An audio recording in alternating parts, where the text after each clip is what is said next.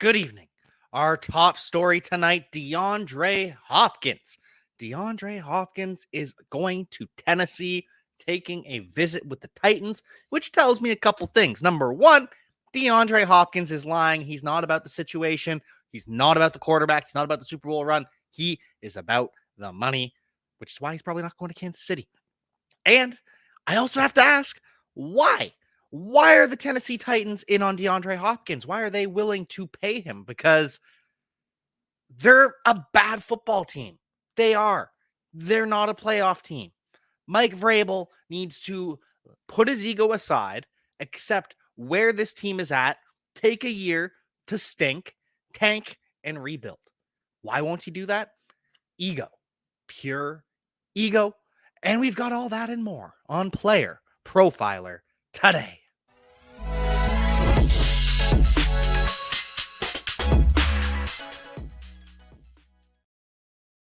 So, yes, our top story today is DeAndre Hopkins. He is taking, depends on how you want to classify it, his first real visit, but he did visit with the Houston Texans while he was in Houston because that's where he is set up. So he's already visited with the Houston Texans, but this is his first big story visit where he's actually going out, doing the full recruitment tour. And we still have, the Chiefs are still in it a little bit. The Bills are still in it a little bit. The Texans, we know, are in it. The Browns might be in the mix because Deshaun Watson likes DeAndre Hopkins, wants to play with him again. Amari Cooper starting to talk to the media about how excited he would be to play with DeAndre Hopkins.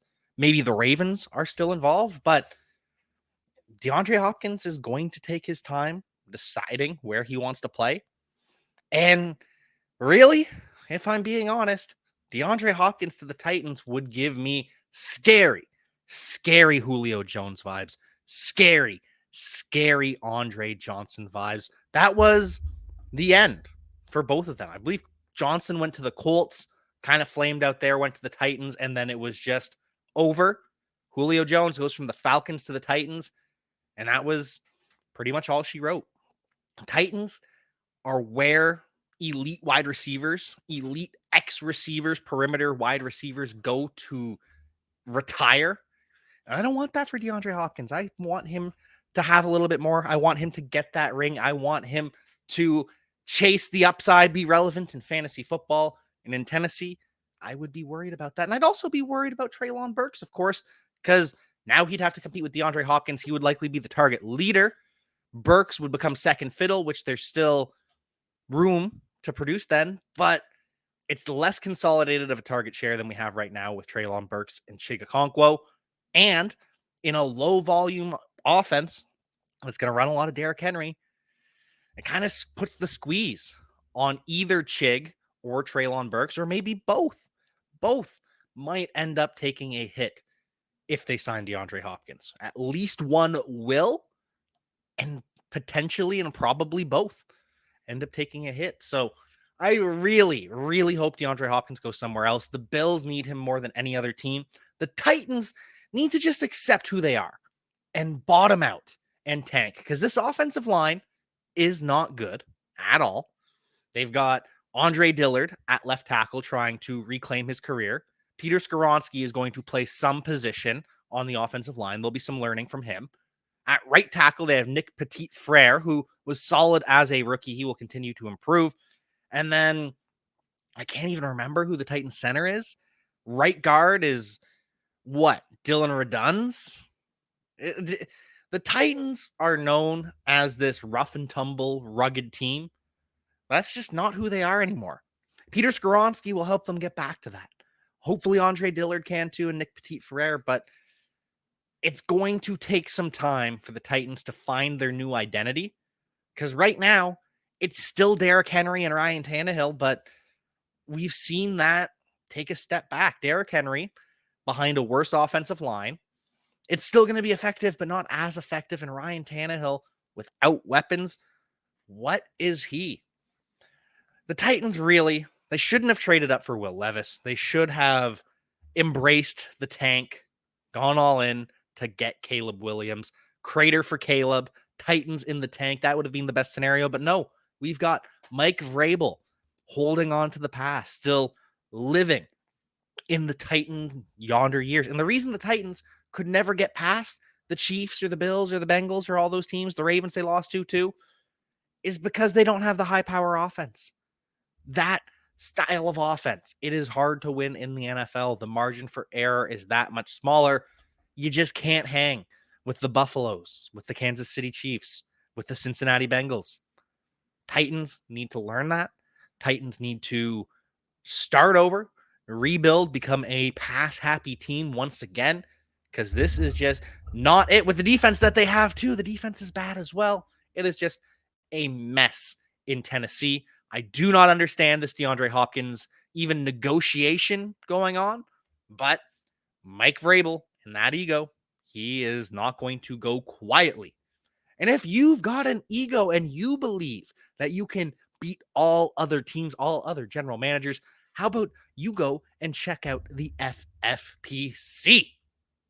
You know, people always ask me, hey, what is the World Series of fantasy or the Super Bowl of fantasy football? And it's easy. It's the FFPC, the Fantasy Football Players Championship. It's a $6 million prize pool. And they've had their Never Too Early Best Ball leagues cranking since February. So the FFPC is the answer to so many questions. Hey, where's the best place to get a Dynasty Orphan? Well, you can adopt a Dynasty Orphan at the FFPC. That's why we partner with them. If you want to play fantasy football for low, medium, high stakes, seasonal, best ball, dynasty, go to the FFPC. And don't forget, promo code Underworld to get you $25 off your first team. $25 off your first team, no matter what team it is, no matter what format it is, at the FFPC. Go do it. And moving on to the rookies across the NFL, but sticking in the AFC South. Not good news for Anthony Richardson. He was working with the second team today. He's been mostly with the second team, but he does see reps with the first team. Remember, at first they were splitting it 50-50. Now some days he spends more with the others. But today, working with the second team, Anthony Richardson goes 5 of 9 in 11 on 11. And then in the 2-minute drill, he goes 3 of 7 with 2 dropped interceptions, including a 2nd and 2 from the 4. He threw a pick on 4th down that was dropped. Not good. We don't love to hear that. But this is just one practice, and it takes time to learn. And apparently I need to apologize to Sam Howell for being critical and saying that he had a bad practice yesterday, even though I stressed multiple times that he was still running with the first team and he was still ahead in the quarterback competition and that Jacoby Brissett was behind him and that there was plenty of time to make up for it. But apparently I'm a douche for pointing out that Sam Howell had a bad practice. So apologies. I will apologize to Anthony Richardson too for pointing out his bad practice, but it happened. Anthony Richardson had a bad day. And it happens. Overall, it is still good. Overall, I still expect Anthony Richardson to start day 1. I still expect Sam Howell to start day 1. Just reporting the facts here, as we do at Player Profiler Today. As for Gardner Minshew, he was a lot better. 5 of 7 on his 2-minute drill instead of 3 of 7 for Anthony Richardson, and 9 of 11 in 11 on 11 instead of 5 of 9. So better day for Gardner Minshew, but we know Gardner Minshew does not have the ceiling, the upside, all of it that Anthony Richardson has. Gardner Minshew is the perfect backup quarterback, but Anthony Richardson is the future of the Colts, and he is going to be starting day 1.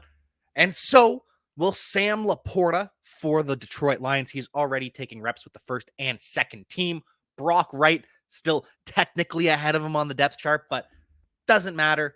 Don't care. Sam Laporta is just more talented than Brock Wright.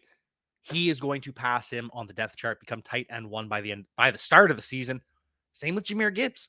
Jahmyr Gibbs is going to have a part-time starter role because David Montgomery is probably going to end up starting most games, but there will be games Jahmyr Gibbs outsnaps him depending on the score. When the Lions are down, we'll see more Gibbs. When the Lions are up, we'll see more Montgomery. But gotta point out, gotta be honest, Jahmyr Gibbs had some rough moments at practice today. 3 drops in a row. And then he put it on, had a couple touchdown catches in the end zone, some nice back corner catches. But this is what happens with rookies. There's ups, there's downs. We don't know what to expect on a day-to-day basis. Same with sophomores, all these young players, they are still learning. So when we hear Jahmyr Gibbs had some struggles, when we hear Anthony Richardson, Sam Howell all struggle, it's okay. It is one day. This is a show that comes on every single day. So we report the news every single day. Sometimes it's going to be good for some players. Sometimes it's going to be bad, but we will keep you updated. One player we have heard no bad news on, though, is Puka Nacua. The hype continues from Cooper Kupp. The hype continues from Sean McVay. Puka Nacua is looking like he's going to be a day one starter. Because right now, Cooper Kupp is not practicing.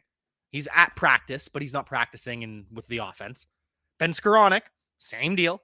Van Jefferson, same deal. So all three current starters are not practicing, which means Puka Nacua is taking snaps at all three wide receiver positions. And by all accounts, he is dominating at all three wide receiver positions.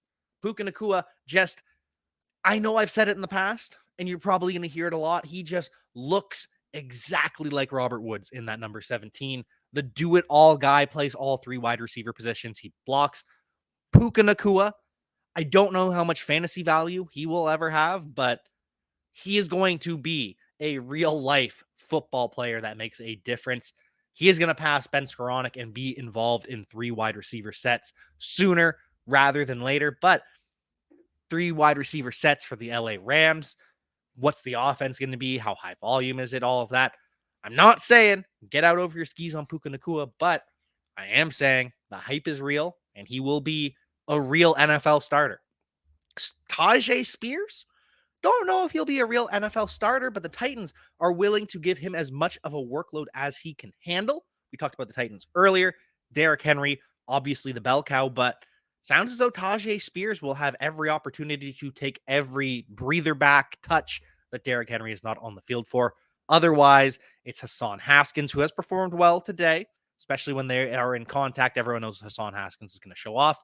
They have Julius Chestnut and Jonathan Ward as well. Not really formidable threats, so Tajay Spears will have every opportunity to seize a role, as will Luke Schoonmaker. I guess we'll go to Luke Schoonmaker. I was actually supposed to talk about a different tight end first, but Luke Schoonmaker, he's going to have every opportunity to work with the first team and seize a starting role, but he's going to have to do it come training camp, because right now, Luke Schoonmaker, we talked about last week, we saw him in a boot at practice. Now, the boot is removed, but he's not practicing with the offense. He's working off to the side by himself, rehabbing. They expect him to be ready for training camp, but every rep that Luke Schoonmaker cannot take is another rep for Peyton Hendershot, the tight end 2, and Jake Ferguson, the tight end 1. So Luke Schoonmaker, not a good sign that he is missing time. There's plenty of time to make up for it. He's got all of training camp, but puts Luke Schoonmaker behind the 8 ball to produce early. We know tight end is a position that takes time to transition. Won't be surprised at all if Ferguson is the day one starter for the Dallas Cowboys. And same with Luke Musgrave. Now, I said early, immediately after the draft, I wouldn't be surprised to see Tucker Kraft end up as a starting tight end because he's a little bit grittier, a little bit bigger, a little bit better blocker. But by all accounts from the Green Bay Packers minicamp, OTAs, whatever they're doing right now, it is just night and day with Luke Musgrave. And don't forget, Tucker Kraft is a 90th percentile athlete, but Luke Musgrave is just that different. He just offers something that the Packers offense really hasn't had. I don't even know if Jermichael Finley offered this for the Packers offense, just the pure athleticism. He is just different. And making it even more likely that Luke Musgrave starts week 1 is the fact that right now, the current starter at tight end, Josiah DeGuara, he was the de facto starter because he was the only tight end on the roster. Then they drafted the 2 and there's veteran deference. But Josiah DeGuara is taking reps at fullback. That is a sign that he is already losing the job. Luke Musgrave is going to be tight end 1 for the Green Bay Packers. Luke Musgrave might end up being the best tight end from this rookie class, period. But if you want to know more about these rookies, Podfather, take it away. Oh, I'm wearing Cody's hat in honor of Cody Carpentier. He has finished the rookie guide. It is a masterpiece, the best rookie guide you will read that combines both real NFL draft analysis and fantasy analysis. This guy goes deep. I mean, do you know who Tyon Evans is? This man wrote up and ranked 40 running backs, 40 wide receivers, 15 quarterbacks, and 23 tight ends. 23 tight ends? Yes, he did. Yes, he did. We've got fantasy rookie draft cheat sheets for super flex and single quarterback to go along with these write-ups that include analytics player comps and play style player comps. All the stats you need, the analysis you need to understand what kind of impact these guys are going to have in the NFL and for your fantasy team. So go to PlayerProfiler.com, go to any player page, go to the NFL draft section, and click the button to get the rookie guide. It's just $10. That's it. That's all. It's not the most expensive, but it is the best. Really is. We love the rookie guide. We love everything that Player Profiler has to offer. Some more updates from mini camps and OTAs. Unfortunate news for the Atlanta Falcons. Running back / returner Avery Williams suffered a torn ACL last week in practice. He is done for the season. They are also without Caleb Huntley, their running back, who suffered a torn Achilles to end the year last year. So right now, it is Bijan, obviously, Tyler Algier, Cordero Patterson, and then Carlos Washington, undrafted free agent, is the RB4 with two fullbacks behind them. So Falcons probably add another running back to the fold just to have a fourth guy learn the plays that they can keep on the practice squad for the year.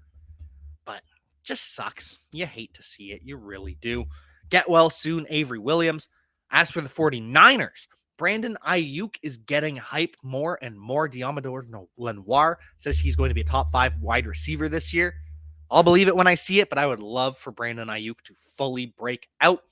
As for his quarterback, we don't know who it's going to be today. It was Trey Lance with the first team. Yesterday, it was Sam Darnold. Trey Lance goes 8 of 12 with an interception and a drop. Sam Darnold goes 9 of 13 with 2 drops. And then Brandon Allen, he's not part of this quarterback competition. We know that, but 2 of 10. Yikes for Brandon Allen. But Trey Lance does get some hype from George Kittle, says that he has looked much better. The delivery, the arm, all of it is much better. George Kittle talking up Trey Lance, but George Kittle will talk up anybody. We still are starting to think that it might be Brock Purdy starting week 1. Trey Lance has to hold off Sam Darnold in the meantime. As for Elijah Mitchell, he is working through something. He's doing work on the sideline. He missed Wednesday's practice last week. We don't know what the injury is for Elijah Mitchell, but we know he is injured. He missed a lot of time last year in training camp with injury, then suffered an injury week 1, got injured again throughout the season. So not great for Elijah Mitchell. He is just so talented when he is on the field, though. So we'll see what that injury actually is, how much time he ends up missing. As for the New England Patriots, Ramondre Stevenson, talking about what we talked about the other day. Damian Harris out of here now, so I'm kind of the guy. But he's just trying to make sure that he is ready for the end of the season. Ramondre Stevenson understands that he needs to stay healthy, just like the Patriots understand Ramondre Stevenson needs to stay healthy. So hopefully some fewer touches for him, some more efficient touches, more trips to the goal line with a better offense makes up for less touches for Ramondre Stevenson. And hopefully Pierre Strong is one of those players getting those touches. Pierre Strong looked like a lot of fun today, put on some moves, showed the juice in the receiving game. Pierre Strong is just such a fun player, such an explosive athlete. I am excited for Pierre Strong.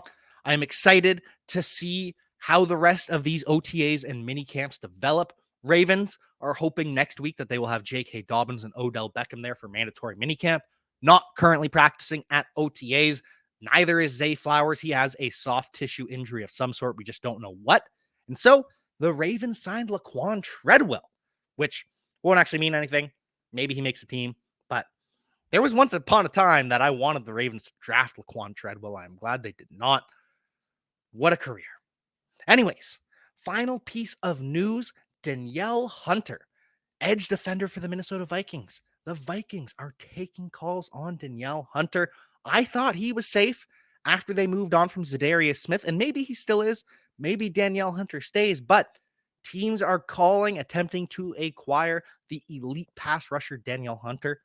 And I don't know when it's going to happen, what moves are going to go down, but we will be here to cover them all on Player Profiler Today.